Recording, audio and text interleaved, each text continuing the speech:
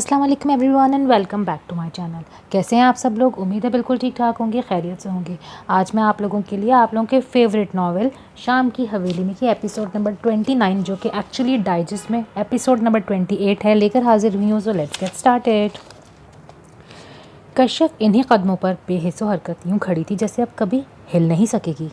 اس کے کانوں نے جو سنا تھا اس کا دل مر کر بھی اس پر یقین نہیں کرتا. زینب نے افسردگی سے یوں ہی گردن گھمائی تھی. سونیا کی تکلیف کا اس بار اس کے پاس کوئی علاج نہیں تھا. کشف. اس کے لب ہلے.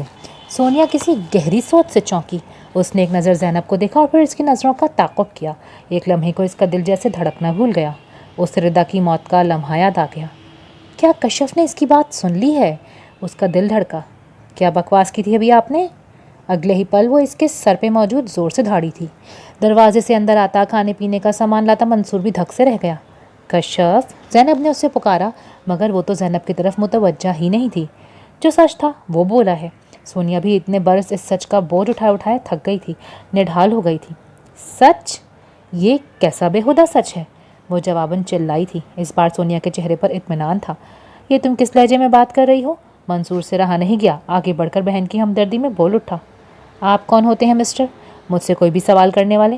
میں آپ سے تو بات نہیں کر رہی. وہ تڑک کر بولی. کشف کتنی مپھٹ ہے، اس کا اندازہ زینب کو اس وقت ہوا تھا. کشف میری جان، تحمل سے بیٹھ کر بات سنو.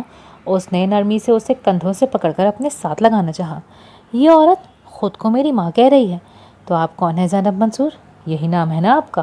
ایک جھوٹ، ایک فریب، مسلسل فریب. وہ زینب کو پرے جھٹک کر زور سے چلائی. شاید وہ اس وقت کسی کی بھی بات سننے کی پوزیشن میں نہیں تھی. کشف جو کچھ ہوا، سونیا نے خود کو سنبھال کر بات کرنا چاہی. جو کچھ ہوا؟ کیا ہوا؟ آپ کو کچھ اندازہ بھی ہے؟ آپ نے میری پوری زندگی، میری پوری پرسنالٹی بدل کے رکھ دی ہے. وہ شدید شوق میں تھی. ایک طرف کھڑے موہد نے شدید دکھ سے اس ٹوٹی بکھری لڑکی کو دیکھا جس کو اپنوں کے جھوٹ نے کچی کچی کر ڈالا تھا. اس کا جی چاہ رہا تھا اسے باہوں میں سمیٹ کر یہاں سے کہیں دور لے جائے. زینب ششدر سی اسے دیکھے جا رہی تھی. یہ تو وہ جانتی تھی جس دن کشف کو یہ سب کچھ پتہ چلے گا تو کیسا طوفان آئے گا. لیکن اسے یہ اندازہ نہیں تھا کہ اس طوفان میں جو چیز سب سے پہلے بنیادوں سے اکھڑے گی اور مسخ ہوگی وہ خود زینب ہوگی. وہ جو کہیں نہ کہیں اپنی نیکی کے زوم میں مطمئن تھی کہ بہرحال اس سارے قصے میں اس کا کردار نیکی کے فرشتے کاسا رہا ہے تو اس کہانی کا کوئی بھی کردار اس کی طرف انگلی نہیں اٹھا سکے گا. اس کا یہ زوم ہی سب سے پہلے دھڑام سے گرا تھا. یہ سچ ہے کشف، میں تمہاری ماں ہوں. مگر سونیا جو ایک ہی جملے میں ساری کہانی بیان کر دینا چاہتی تھی، چند لفظ بول کر ہی اسے اندازہ ہو گیا کہ یہ سب اتنا آسان نہیں. میں مر کر بھی آپ کو اپنی ماں تسلیم نہیں کروں گی، نہ کر سکتی ہوں. مجھے صرف یہ جاننا ہے کہ میں کس کے گناہ کا پھل ہوں. اس کے بعد میں جیوں یا مروں کسی کو بھی اس سے کوئی غرض نہیں ہونا چاہیے. وہ زہریلے نفرت بھرے لہجے میں بولتی سونیا کے چہرے پر نظریں گاڑے ہوئے تھی. اس کی آنکھوں میں ٹھہرا ہوا پانی تھا کہ آج اسے اپنی آنسوؤں پر بھی اختیار تھا. وہ انہیں بہنے کی اجازت نہیں دے رہی تھی. یہ مت کہو، تم خدا نخواستہ کسی گناہ کا نتیجہ نہیں. سونیا تڑپ اٹھی تھی. تم بیٹی ہو میری، جسے تعمر میں سینے سے لگانے کے لیے تڑپتی رہی ہوں. میرے مرحوم شوہر منصور کی جائز اولاد. منصور نے چونک کر بہن کو دیکھا. یہ قصہ تو اس کی سمجھ سے بھی بالا تر تھا. یہ سب کیوں کر اور کیسے ہوا؟ شاید اس کا بوجھ اٹھائے اس کے ہاتھ شل ہو گئے تھے. اس نے سامان وہیں قریب پڑی کرسی پہ رکھ دیا. شام گہری ہوتی جا رہی تھی اور یہ شام تو شاید اسی دن سے اس گھر کے در دیوار پر ٹھہر گئی تھی جس دن وہ زینب سے واپسی کے جھوٹے وعدے کر کے یہاں آیا تھا. جانے سے چند دن پہلے اس نے آکاس پیل کے جو بیرونی اندرونی برآمدے کے ساتھ کچی زمین میں بیل بوئی تھی، اس کی بیل بھی شاید اب تو بوڑھی ہو چکی تھی.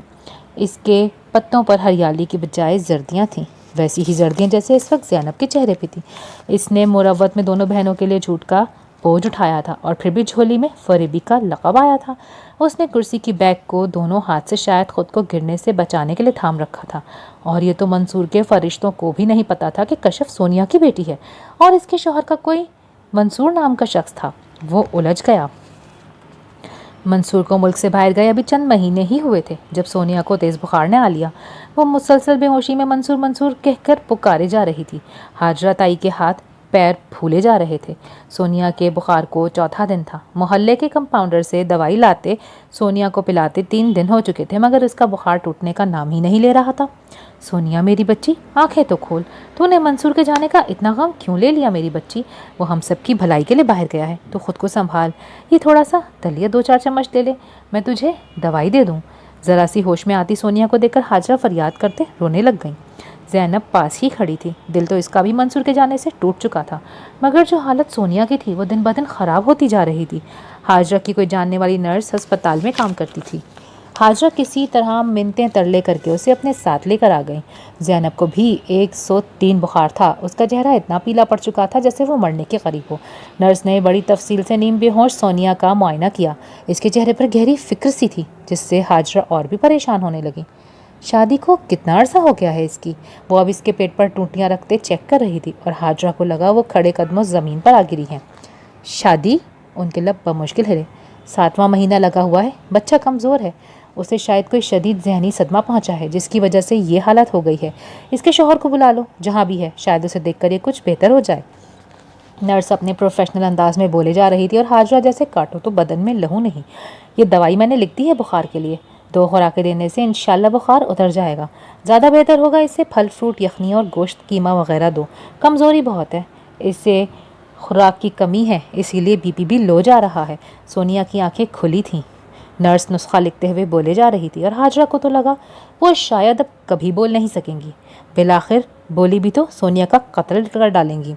انہوں نے سونیا کی حالت دیکھی، نہ اس کا 7واں مہینہ نہ اس کا بخار۔ نرس کے جاتے ہی جو اسے پیٹنا شروع ہوئی تو زینب دوبارہ سونیا کو بچاتے بچاتے دھکا کھا کے پیچھے ہٹی۔ حاجرہ میں تو جیسے کوئی جن آ گیا تھا۔ بتا نامراد، ناہنجار، بد کردار، یہ کس کے گناہ کا پھل اٹھائے پھر رہی ہے؟ اتنا گندا کھیل تو نے کب کھیلا، اور کس مردود کے ساتھ؟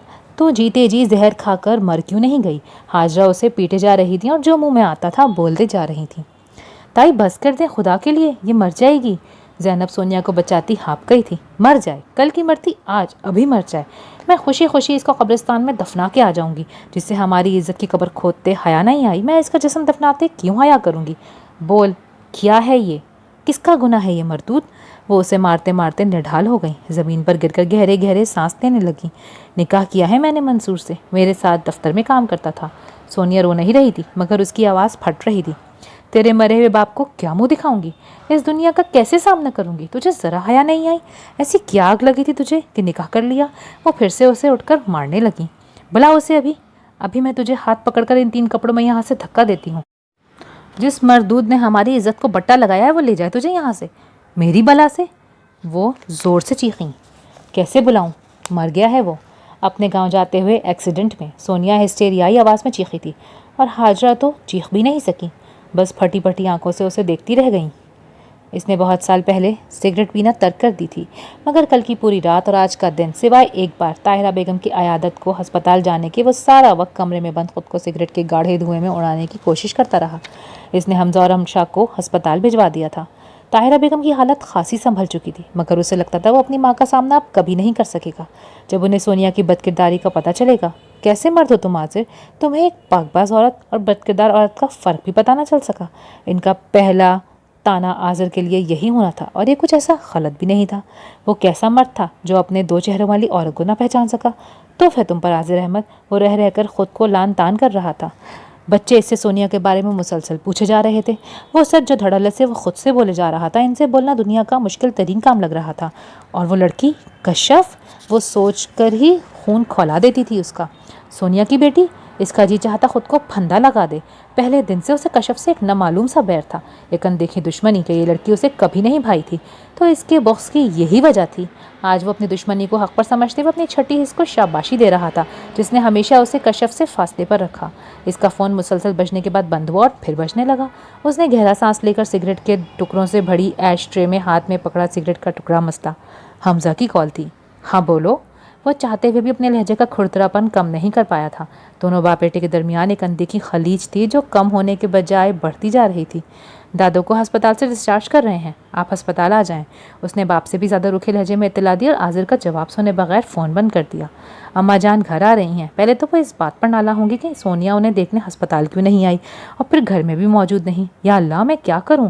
اس نے دونوں ہاتھوں سے اپنا سر تھام لیا۔ تو یہ وجہ تھی کہ ساری زندگی آپ مجھے کبھی بھی اچھی نہیں لگی، نہ پھپھی کے رشتے میں اور نہ اب۔ اس نے ہونٹ کھینچ لیے۔ کشف کا جی چاہ رہا تھا خود کو یہاں سے غائب کر دے، کوئی بھی کبھی بھی اس کی شکل نہ دیکھ سکے۔ کشف غلطیاں انسانوں سے ہی ہو جاتی ہیں، سونیا سے بھی غلطی ہو گئی، اس کی نیت بری نہیں تھی۔ وہ تمہیں زینب کو نہ چاہتے ہوئے بھی سونیا کی صفائی دینے کے لیے کشف سے بات کرنا پڑی۔ آپ چپ کر جائیں، میں آپ سے بات نہیں کر رہی، اور میرا آپ سے رشتہ ہی کیا ہے؟ کون ہیں آپ میری؟ اس نے جس لہجے میں کہا زینب کو لگا اس کے دل پر کسی نے آری چلا دی ہو۔ اس نے بہت برداشت کیا مگر دل سے جیسے لہو بہہ نکلا تھا، اور درد کی ناقابل برداشت ٹیسے تھیں جنہیں وہ دبانا چاہتی تھی، لیکن شاید اس کے برداشت نے بھی آج ہاتھ اٹھا دیا۔ وہ اپنا بازو اور سینے کو دباتی ایک طرف گر سی گئی۔ بلال ایما کے ساتھ ریسٹورانٹ میں موجود تھا۔ ایما کے چہرے سے خوشی پھوٹ رہی تھی، وہ بلال کی سنگت میں بہت خوش تھی، جیسے اسے دو جہان کی دولت مل گئی ہو۔ بلال، ہم شادی کے فوراً بعد کینیڈا موو کر جائیں گے۔ کینیڈا ایک آئیڈیل کنٹری ہے جہاں ہم اپنا گھر بنائیں گے، ایک محبت بھری خوبصورت زندگی سٹارٹ کریں گے۔ وہ گلدان میں پڑے گلاب کے پھول کو نکال کر سونگھنے لگی۔ وہ اس وقت خوشی اور محبت سے سرشار تھی۔ بلال بس اسے دیکھتا رہ گیا۔ سوری ایما، اس نے کھنکار کر گلا صاف کیا۔ کیا کہنا چاہتے ہو تم؟ میں تمہارے پرپوزل سے اگری نہیں کرتا، اس نے صاف اور قطعی انداز میں کہا۔ ایما کے چہرے پر الجھن تھی، یہ تو وہ سمجھ رہی تھی کہ بلال اس کے ساتھ بہت خوش نہیں ہے، مگر وہ کچھ ایسا ناراض بھی نہیں کہ اس رشتے سے ہی انکار کر دے۔ میں کینیڈا موو نہیں کروں گا، میرا گھر، میرے پیرنٹس یہیں ہیں، میں یہاں سے کیسے کہیں اور جا سکتا ہوں؟ اس کے لہجے میں لچک نہیں تھی۔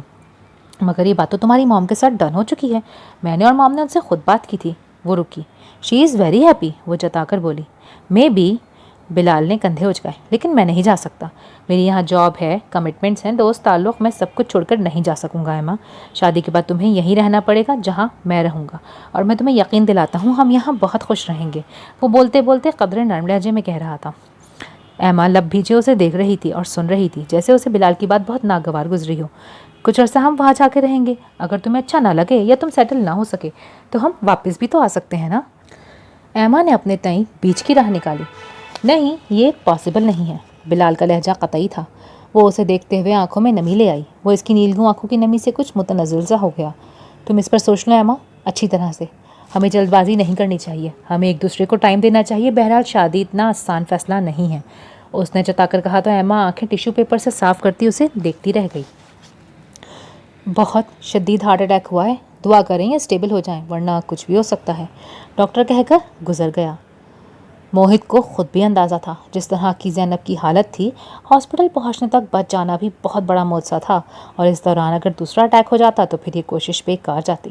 عجیب سی انسیت ہو چکی تھی موہت کو اس خاموش، تباہ، پرسکون چہرے اور اداس آنکھوں والی عورت سے، جس سے بات کر کے موہت کو ہمیشہ اپنے پن کا احساس ہوا، جبکہ سارے بیٹ کھل جانے کے بعد وہ کہیں سے بھی اس کی اپنی نہیں رہی تھی۔ اس کے باوجود کشف کا زینب کو بغیر بتائے موہت کے ساتھ چلا جانا اسے پھر بھی اچھا نہیں لگا تھا، اور یہاں آ کر جس طرح حالات بدلے تو شاید واپس آنا ہی بہتری تھی، لیکن یہ کیسی بہتری تھی جس نے سب کچھ ہلا کر رکھ دیا تھا۔ سونیا سر جھکائے ایک طرف بیٹھی بے آواز آنسوؤں سے روئی جا رہی تھی۔ منصور ایک طرف رنجیدہ چہرہ لیے کھڑا تھا، زرین اس کے ساتھ مگر جیسے بالکل لا تعلق سی کھڑی تھی، اور کشف بے تاثر چہرہ لیے دیوار سے کمر ٹکائے ان سب کو دور اکیلی کھڑی دیکھ رہی تھی۔ موہت کی نظریں اس پر ٹھہر گئی تھیں، اور ایسا پہلی بار نہیں ہوا تھا کہ اس کی نظریں اس چہرے پر آ کر رکی تھیں۔ وہ ہمیشہ ہی ہار جاتا تھا جب بھی کشف کو دیکھتا، لیکن اس وقت وہ جیسے ٹرانس میں نظر آ رہی تھی، شاید اسے کسی ہار جیت کی پرواہ ہی نہیں تھی، نہ فکر۔ وہ چلتا ہوا اس کے قریب آ گیا، لمحہ بھر خاموش رہا کہ شاید وہ پوچھے ڈاکٹر نے کیا کہا ہے، مگر وہ بے حس و حرکت کھڑی رہی۔ تمہیں آنی سے اس لہجے میں بات نہیں کرنی چاہیے تھی، بہرحال اتنے سال انہوں نے تمہاری پرورش ایک بیٹی کی طرح صرف کی ہی نہیں، تمہیں اپنا سب کچھ سمجھ رکھا تھا۔ وہ اس کے پہلو میں کھڑا اسے سمجھانے کی کوشش کرنے لگا۔ وہ اسی طرح لپسیے کھڑی رہی۔ وہ ٹھیک نہیں ہے کشف، انہیں تمہاری دعاؤں کی ضرورت ہے، آخر میں اس نے احساس دلانے کو کہا، مگر وہ جیسے کچھ بھی نہیں سن رہی تھی۔ آپ نے واپس کب جانا ہے؟ وہ کچھ دیر خاموش رہنے کے بعد بے تاثر لہجے میں پوچھنے لگی۔ موہت نے چونک کر اسے دیکھا۔ واپس ابھی کیسے جا سکتا ہوں؟ آنے کی کنڈیشن جب تک سٹیبل نہیں ہو جاتی۔ وہ رک کر بولا۔ آپ کا ان سے کیا تعلق ہے؟ کیا رشتہ ہے؟ وہ الٹا چٹک کر بولی۔ وہ اسے دیکھ کر رہ گیا۔ کتنی جلدی اس نے ہر تعلق، ہر رشتہ اس عورت سے توڑ لیا تھا۔ وہ ساری عمر بے غرض اس کو سینے سے لگائے زمانے کے ہر سرد و گرم سے بچاتی رہی۔ ایک ڈاکٹر ہونے کے ناطے ان سے انسانیت کا تعلق ہے، اور محبت اور احساس کا رشتہ ہے۔ تمہارے ساتھ؟ میرے ساتھ ان کا کوئی تعلق نہیں۔ وہ تیزی سے اس کی بات کاٹ کر بولی۔ یوں بھی میں یہاں سے جلد از جلد جانا چاہتی ہوں، ان جھوٹے دغاباز رشتوں کے بیچ میرا دم گھٹ رہا ہے۔ اس نے نفرت بھری نظر سر جھکا کر اٹھتی سونیا اور منصور پر ڈالی۔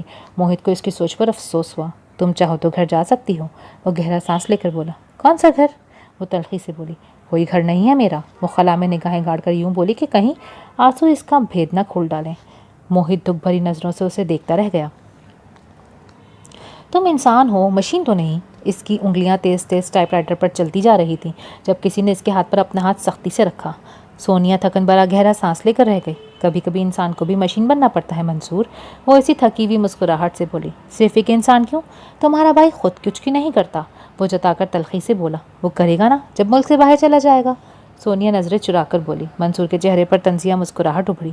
جو شخص ملک میں رہ کر کچھ نہ کر سکا وہ باہر جا کے کیا کرے گا؟ تمہیں اتنی سی بات سمجھ نہیں آتی؟ مجھے یہ بات سمجھ میں آتی بھی ہو تو بھی اس سے کچھ فرق نہیں پڑتا منصور۔ یہ میری ماں اور بھائی کا خواب ہے کہ وہ ملک سے باہر جا کر ڈالروں میں کمائے اور ہمارے سارے خواب پورے کرے، وہ رٹے رٹائے انداز میں بولی۔ منصور اسے افسوس بھری نظروں سے دیکھتا رہ گیا۔ اماں نے یہ ضد یوں پکڑی تھی، انہیں پتا تھا کہ ان کی نکچڑی نخریلی بہن سونیا کو آذر کے لیے بیاہ کر تو لے جائے گی، مگر ساتھ میں بھاری بھرکم جہیز ہوگا تو ہی ممکن ہو سکتا ہے۔ یہ بھاری بھرکم جہیز یہاں کی کمائی میں ممکن نہیں تھا۔ پھر جانے کیا ہوا، وہ سونیا کو ماں، بھائی، حتیٰ کہ پردیس میں بیٹھی طاہرہ بیگم اور ان کے بیٹے سے اندیکھی نفرت سی محسوس ہونے لگی۔ وہ سب اسے خود غرض اور بے حس لگنے لگے۔ اماں نے سونیا کی نوکری کی بات طاہرہ سے چھپا رکھی تھی اور یہ کہ گھر کی ساری ذمہ داری اکیلے منصور نے اٹھا رکھی ہے۔ اس کی اتنی محنت اور قربانی کا نہ کوئی شمار تھا نہ ذکر۔ اس سے بس اور ایڈوانس کا مطالبہ کیا جاتا تھا۔ منصور کا ویزا لگنا ہے، منصور نے اسلام آباد میں جانا ہے، ٹکٹ کے پیسے، تیاری کے پیسے اور جانے کون کون سے خرچے جس کے لیے وہ ایڈوانس لیتی چلی جاتی تھی۔ نتیجتاً اس کی 3/4 تنخواہ ایڈوانس کی قسطیں چکانے میں لگ جاتی تھی، جبکہ اماں کو اس کا احساس تھا نہ میر منصور کو۔ انہیں تو بس پوری تنخواہ اور اضافی ایڈوانس چاہیے ہوتا تھا، اور پھر آفس میں منصور نے اسے کچھ ایڈوانس لے کر دیا۔ اس کی ہمدردی سونیا کے لیے دن بدن بڑھتی چلی گئی۔ یہ ہمدردی کب چاہت میں بدلی دونوں کو ہی پتہ نہ چل سکا۔ میں تمہارے گھر آنا چاہتا ہوں سونیا، تمہارا ہاتھ مانگنے، تمہاری اماں اور بھائی سے، اس نے بلاخر ایک دن دل کی بات کہہ ڈالی۔ نہیں نہیں، خدا کے لیے منصور، ایسا سوچنا بھی مت۔ وہ اماں کے جلال بھرے چہرے کا سوچ کر ہی رہ گئی۔ کیا ہو گیا ہے سونیا؟ میں کچھ غلط تو نہیں کرنے جا رہا، جو سیدھا اور شرعی رشتہ ہے اور طریقہ بھی یہی ہے وہی کہہ رہا ہوں۔ سونیا کا رنگ پیلا پڑ چکا تھا۔ وہ نرمی سے اسے سمجھانے لگا، وہ بس نفی میں سر ہلانے لگی۔ نہ میری اماں مانیں گی نہ بھائی، وہ آنکھوں میں آنسو پی کر بولی۔ تو کیا کریں گے ہم؟ وہ بے بسی سے بولا۔ صبر، وہ دکھ سے ہنس دی۔ ناممکن، مجھ سے نہیں ہوگا۔ کرنا پڑے گا منصور، وہ بے چارگی سے بولی۔ ایک راستہ ہے نا، وہ کچھ دیر بعد بولا۔ کون سا؟ اس نے محبت سے اس کے دل میں نئی جوت جگا دی تھی۔ ہم دونوں نکاح کر لیتے ہیں، بعد میں تم اپنے گھر والوں کو بتا دینا، پھر تو وہ کچھ نہیں کر سکیں گے۔ وہ مزے سے سب بتا کر مسکرا دیا۔ وہ نفی میں سر ہلا کر رہ گئی۔ میں اپنے گھر والوں کو دھوکہ نہیں دے سکتی۔ وہ سنجیدہ تھی۔ یہ دھوکہ نہیں ہے دھوکہ، وہ کسی صورت نہ مانی۔ اماں کے لیے سب کچھ صرف منصور اور اس کی خواہشات تھیں۔ انہیں کولہوں کے بیل کی طرح دن رات کام کرتی سونیا نظر نہیں آتی تھی۔ جہاں سونیا دن بھر دفتر میں جوتی رہتی، زینب گھر کے سارے کام کسی مشین کی طرح کرتی اور پھر ٹیوشنز پڑھاتی، مگر پھر بھی منصور تھا اور اس کے خواب۔ آج بھی جب اماں نے اسے مزید ایڈوانس کا کہا تھا وہ غصے سے پھٹ پڑی۔ وہاں میرا باپ نہیں بیٹا جو مجھے ہر مہینے ایڈوانس دے دے گا۔ آپ کو یہ نظر نہیں آتا میں کس طرح دن رات محنت کر رہی ہوں؟ صرف بیٹے کی ضرورتیں، اسی کی خواہشات نظر آتی ہیں آپ کو اماں؟ میں بھی انسان ہوں اور تکلیف مجھے بھی ہوتی ہے، خدا کے لیے میرا احساس کریں۔ وہ یہی بات اماں کو بری لگ گئی۔ تو ٹھیک ہے، تو گھر بیٹھ، کہیں جانے کی ضرورت نہیں۔ رہی تیری کمانے کی بات، تو ایک ایک پائی تیری تنخواہ کی قرض ہے مجھ پر اور میرے میرو پر۔ جیسے ہی یہ باہر جائے گا سب سے پہلے تیرا قرض چکائے گا، چاہے تو پکے کاغذ پر لکھوا لے۔ اور پھر اس نے گویا ناک رگڑ کر اماں سے معافی مانگی تو اس کا چھٹکارا ہوا۔ اس دن اسے لگا کہ فیصلہ کرنا زیادہ مشکل نہیں، اور اس نے فیصلہ کر لیا۔ دونوں نے نکاح کر لیا۔ وہ دن سونیا کی زندگی کا سب سے خوبصورت ترین دن تھا۔ اس نے اوور ٹائم بھی ختم کر دیا۔ اب وہ والا ٹائم اس نے منصور کے ساتھ گزارنا شروع کر دیا جو چند دنوں میں گاؤں جانے والا تھا اپنی اماں کو بتانے کے لیے۔ واپسی پر اگر تمہارے گھر والے نہ مانے تو تم بھی میرے ساتھ گاؤں چلنا، وہاں ہمارا گھر ہے، تھوڑی سی زمین ہے، ہماری گزر بسر کے لیے کافی ہے سب کچھ۔ وہ اسے پیار بھری تسلیاں دیتا رہا، اور دل کو تو اس نے سمجھا لیا تھا کہ اگر اس کے گھر والے اتنے خود غرضی دکھا سکتے ہیں تو وہ کیوں قربانی کا بکرا بنی رہے۔ اس نے اپنی مرضی کی زندگی جینا شروع کر دی تھی۔ منصور کو گاؤں جانے کے لیے چھٹی ملنے میں کافی وقت لگ گیا۔ اس دوران انہیں بچے کے ہونے کا بھی پتہ چل گیا جس نے سونیا کی راتوں کی نیندیں اڑا دی تھی۔ تم ذرا برابر بھی فکر نہ کرو، میں تمہارے ساتھ ہوں۔ اماں کو گاؤں سے لے کر آتا ہوں، وہ تمہاری اماں سے بات کریں گی تو سب ٹھیک ہو جائے گا۔ اس کی محبت کی طرح اس کی تسلی بھی بڑی خوبصورت تھی۔ وہ جھوٹا تھا نہ دغا باز، بس بد نصیب تھا۔ میر منصور کے پاکستان سے جانے کے کچھ دن بعد وہ بھی اپنی اماں کو گاؤں لینے چلا گیا، اور اگلے دن خبر ملی کہ گاؤں جاتے ہوئے بس حادثے کا شکار ہو گیا ہے۔ بس کی ٹکر ایک ٹرک سے ہوئی تھی۔ اور بس کے آدھے سے زیادہ مسافر وہیں مر گئے، جن میں منصور احمد بھی تھا۔ اس کے آفس کے لوگ اس کے جنازے میں بھی گئے اور سونیا کی تو دنیا ہی وہیں تاریک ہو گئی۔ وہ گھر میں کیا بتاتی؟ وہ گھر سے آفس کے لیے نکلتی اور کسی تنہا پارک میں بیٹھی بے آواز آنسوؤں سے روتی رہتی۔ اس دوران اس نے کئی بار سوچا کہ وہ اپنی جان لے لے، خودکشی کر لے، مگر پھر اس بچے کا خیال آ جاتا جسے ابھی اس دنیا میں آنا تھا۔ مگر وہ کس طرح سب کو بتائے گی؟ کون اس کی کہانی پر یقین کرے گا؟ اس نے واقعی نکاح کیا بھی تھا یا نہیں؟ اور انہی سوچوں اور پریشانیوں میں اسے ٹوٹ کر بخار آ گیا اور پھر سب کو پتہ چل گیا۔ اس کے سچ بتانے پر بھی کسی کو یقین نہیں آ رہا تھا۔ وہ اپنے کلیگ کی عیادت کے لیے ہسپتال آئے تھے۔ دل عجیب سا ہو رہا تھا۔ رہ رہ کر زینب کا خیال آ رہا تھا۔ اس سے ملے کئی ہفتے گزر گئے اور ایسا پہلے کبھی بھی نہیں ہوا تھا۔ دونوں میں کبھی اتنے فاصلے نہیں آئے تھے۔ شدید مصروفیت میں بھی دونوں ایک دوسرے کے حال احوال اور مصروفیت سے باخبر رہے تھے۔ وہ کلیگ کی عیادت کر کے کمرے سے نکلے تو دل میں تہیہ کر لیا، چاہے کسی بہانے سے ہی وہ آج زینب کے طرف ضرور جائیں گے۔ ہاسپٹل کے برآمدے سے بیرونی دروازے کی طرف مڑتے حیدر کی بے ساختہ نظر ایک طرف کھڑے منصور پر پڑی۔ وہ اپنے قدم روک نہ سکے۔ خیریت منصور بھائی، یہاں کیسے؟ بلال اور ایما کے رشتے سے پہلے حیدر اور منصور میں کبھی بھی نہ اچھے تعلقات رہے، نہ ایسی بے تکلفی والی الیک سلیک۔ منصور بھی حیدر کو دیکھ کر لمحہ بھر کو چونک گیا۔ زینب کو ہارٹ اٹیک ہوا ہے اور حیدر کو لگا یہ اچانک خبر سن کر شاید اس کا دل بھی بند ہو رہا ہے۔ کیسے؟ کیا ہوا؟ وہ گھبرا گئے۔ یوں ہی بس طبیعت خراب ہو گئی۔ منصور کا لہجہ مبہم تھا۔ یوں ہی؟ انہوں نے بے یقینی سے دہرایا۔ موہت، سونیا، زرین سبھی تو تھے وہاں۔ وہ بے سکون سے مڑے اور ان کی نظریں دیوار کے ساتھ کھڑی کشف پر پڑ گئیں۔ وہ بے ساختہ اس کی طرف بڑھے۔ کشف بیٹا، میری جان، کیسی ہو؟ اس کے نزدیک کشف ابھی بھی وہی چھوٹی گڑیا تھی جو انہیں دیکھتے ہی ان کی طرف لپک کر آتی تھی اور وہ ہاتھ میں پکڑے چاکلیٹ اور کینڈیز کا پیکٹ پیچھے چھپا لیتے۔ انہوں نے آگے بڑھ کر کشف کو اپنے ساتھ لگایا اور اس کے خود پر باندھے بن جانے کیسے ٹوٹ گئے۔ وہ ان کے گلے لگ کر بے آواز آنسوؤں سے پھوٹ پھوٹ کر رونے لگی۔ سونیا اسے یوں روتا دیکھ کر لرز اٹھی۔ روتی ہوئی کشف کے قریب پہنچ کر وہ بے قرار سی رک گئی۔ کشف، مت رو میری جان۔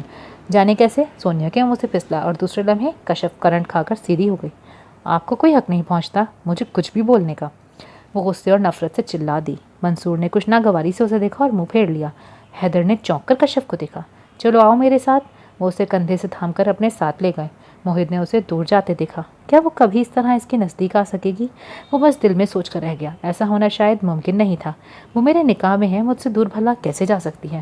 میں ایسی اوٹ پٹانگ باتیں کیوں سوچ رہا ہوں؟ وہ خود پر غصہ کرنے لگا۔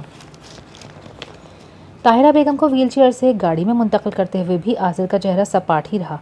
یہ تمہاری بیوی کا دماغ کچھ زیادہ خراب نہیں ہو گیا؟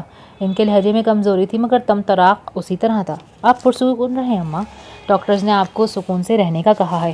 اپنے دماغ پر کوئی ٹینشن سوار نہ کریں پلیز۔ پیچھے بیٹھی رمشا نے باپ کے بے سکون چہرے کو دیکھا جو خود ماں کو پرسکون رہنے کی تلقین کر رہا تھا۔ کچھ ہوا ہے ایسا بہت برا جو پاپا اتنے ڈسٹرب ہیں؟ اس طرح تو میں نے انہیں کبھی نہیں دیکھا۔ وہ باپ کو دیکھ کر سوچنے لگی جو اب لب پیچھے گاڑی ڈرائیو کر رہا تھا۔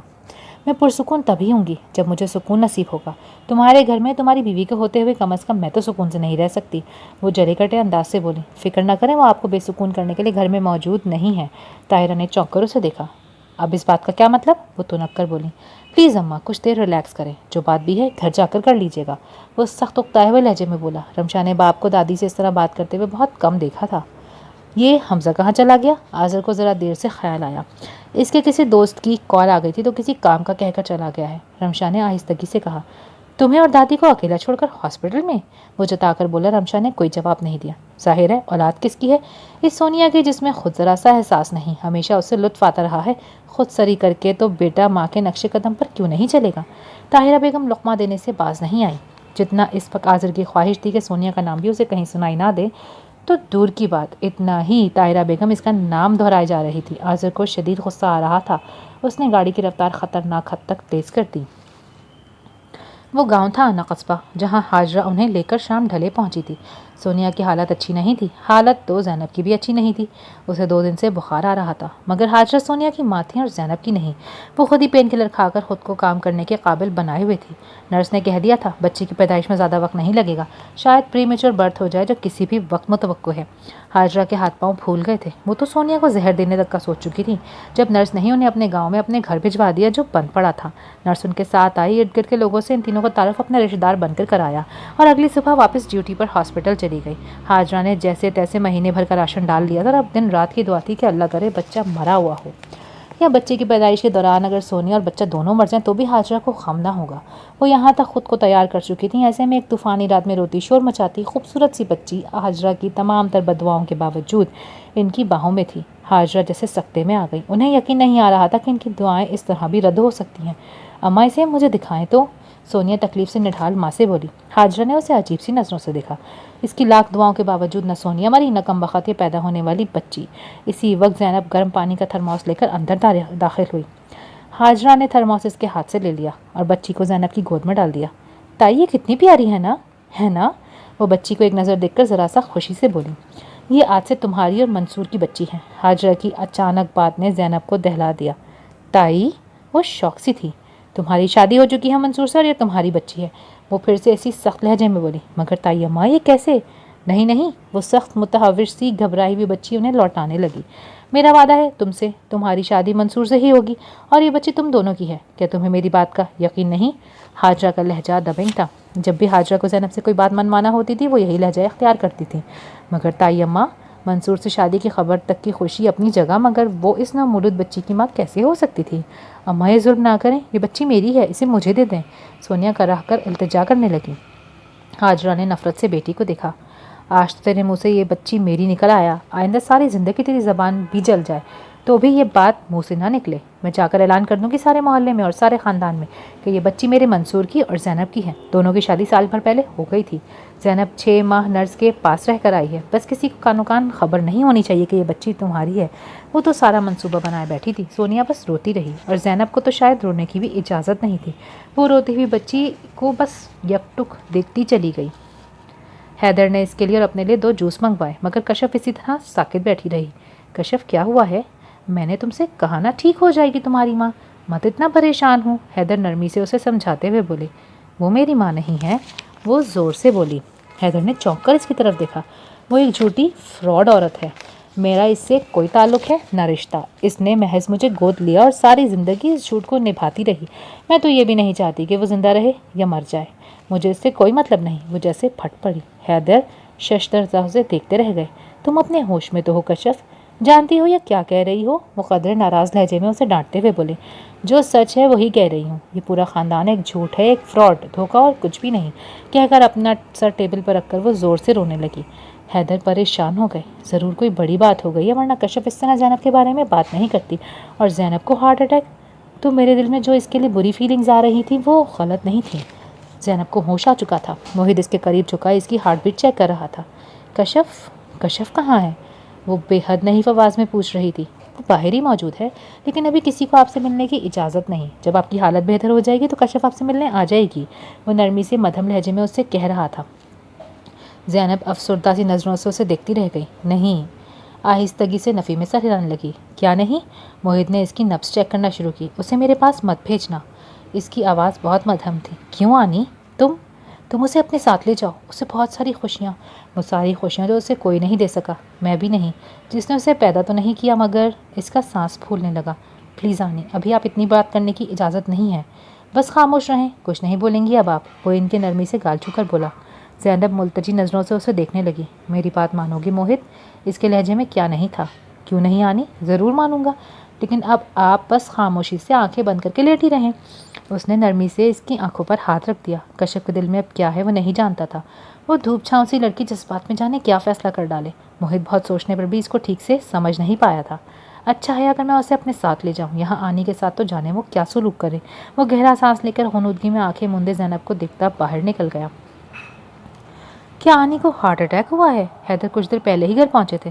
بلال ان سے ملنے اسٹڈی آیا تو وہ دونوں ہاتھوں سے سر پکڑے بیٹھے تھے۔ حیدر نے اسوات میں سر ہلا دیا۔ او مائی گاڈ، مگر کیسے؟ وہ پریشان ہو گیا۔ بس بہت سی باتیں ہیں، تم کھانا وغیرہ کھا لو تو پھر بات کرتے ہیں۔ حیدر شاید ابھی اسے کچھ بتانا نہیں چاہتے تھے۔ بابا، میں ایما کے ساتھ گیا تھا ڈنر پر، کھانا کھا کر آیا ہوں، پلیز مجھے بتائیں یا میں ہاسپٹل جاؤں انہیں دیکھنے کے لیے؟ وہ سخت بے چین ہو رہا تھا۔ حیدر نے نفی میں سر ہلا دیا۔ کیا تمہیں معلوم تھا کشف اور موہد کا نکاح ہو چکا ہے؟